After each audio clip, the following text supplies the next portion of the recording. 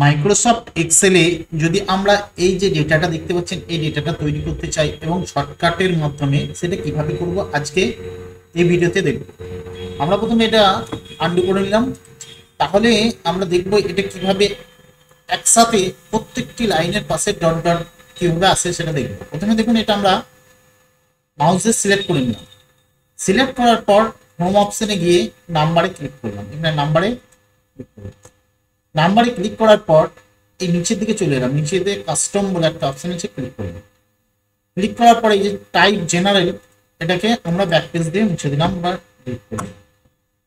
Shift টিপে @ লিখলাম, @ লেখার পর নিউমেরিক স্টার্ট চিহ্ন দিলাম, নিয়ে এটা হাইফেন দিলাম, অর্থাৎ ডট ডট ডট ডট যে লাইন যেটা আমরা দিতে চাই সেটা এখানে আমরা দিতে পারবো।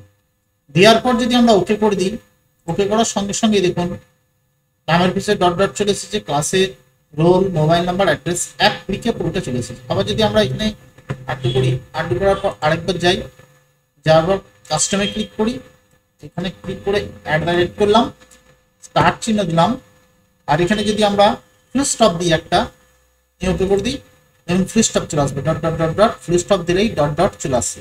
এইভাবে আমরা এক ক্লিকে পুরো কাজটাকে সম্পন্ন করে নিতে পারবো এবং একটা একটা করে না করে আমরা এভাবে নাম্বারের সাহায্যে আমরা এডিট করে নিতে পারবো। যদি ভিডিওটা ভালো লাগে অবশ্যই লাইক করবেন, কমেন্ট করবেন, শেয়ার করবেন। চ্যানেলে নতুন হলে চ্যানেলটি অবশ্যই সাবস্ক্রাইব করবেন। ভিডিওটা দেখার জন্য আপনাকে অনেক অনেক ধন্যবাদ।